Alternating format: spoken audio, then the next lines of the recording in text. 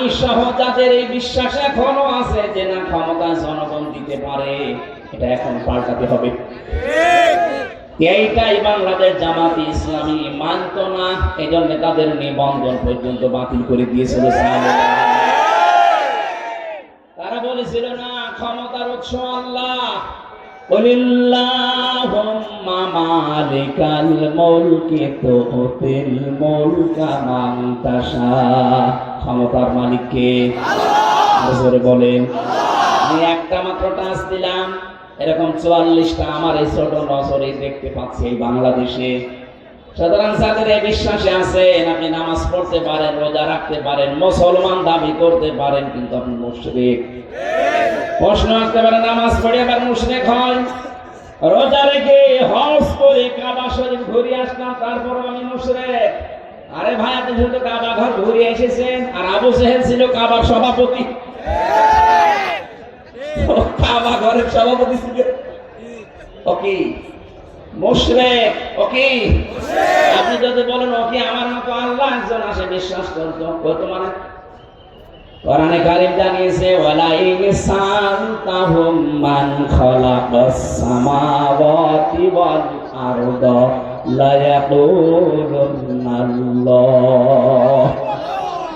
আল্লাহ পাক বলেন হে নবী, আবু জেহেলকে যদি জিজ্ঞাসা করেন আকাশ আর জমিন কে বানিয়েছে, লা ইয়াকুলুনাল্লাহ, এখানে যারা গ্রামার বোঝে লামে তাকিদ নুনে সাকিলা, আবু জেহেল গ্যারান্টি দিয়ে বলতো আল্লাহ বানিয়েছে।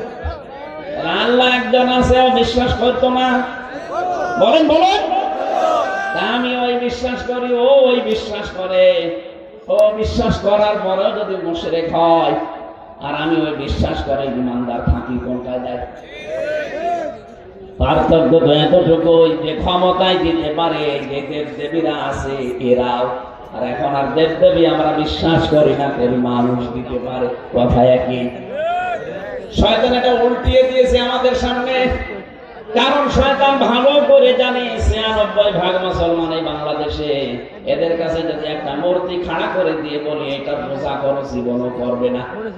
এটা যেন না করে অন্য কায়দা এটা করা যায়, সেই বিশ্বাসটা আমাদের ঢুকিয়েছে। এদের আমি সহ যারা এই বিশ্বাসে আছে, বিশ্বাস পাল্টাবেন কিনা বলেন? যদি না পাল্টাতে চান আমি ওয়াজ করব না, বেকার। আমি সেই কুষ্টিয়া থেকে আসলাম, এদেশে বহু মানুষ আমি জানি এখানেও বসে আছেন যারা এখনো বিশ্বাস করেন ক্ষমতায় দিতে পারে জনগণ। না, এ বিশ্বাস যারা করেন এক্ষুনি বিশ্বাস ভেঙে চোরমার করে ফেলেন। মজবুত বিশ্বাস আজকে নিয়ে যাওয়া লাগবে, দুনিয়া একদিকে যাক। আমি এইটা বিশ্বাস করি ক্ষমতায় দিতে পারে কে, এ বিশ্বাস আমরা করি না। হালকা পাতলা তাদের একটু এদিক ওদিক ছিল যেন ঠিক হয়ে যান, নয়তো আপনি মারা গেলে কবরে দেব, জানাজা দেব, সব বেকার হবে। কি